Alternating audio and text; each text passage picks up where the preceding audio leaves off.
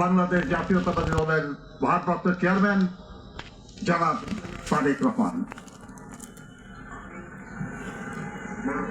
বেগম খালেদা জিয়ার বিসমিল্লাহির রহমানির রহিম।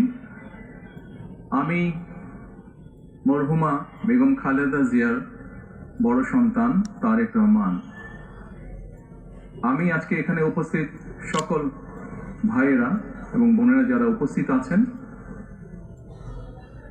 মরহুমা বেগম খালেদা জিয়া জীবিত থাকাকালীন অবস্থায় যদি আপনাদের কারো কাছ থেকে কোনো ঋণ নিয়ে থাকেন, দয়া করে আমার সাথে যোগাযোগ করবেন, আমি সেটি পরিশোধের ব্যবস্থা করব ইনশাআল্লাহ।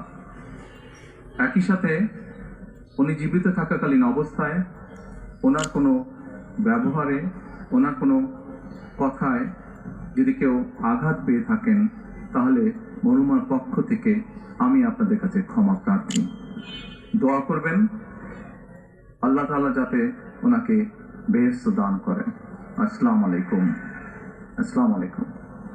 ক্ষমা তো চাই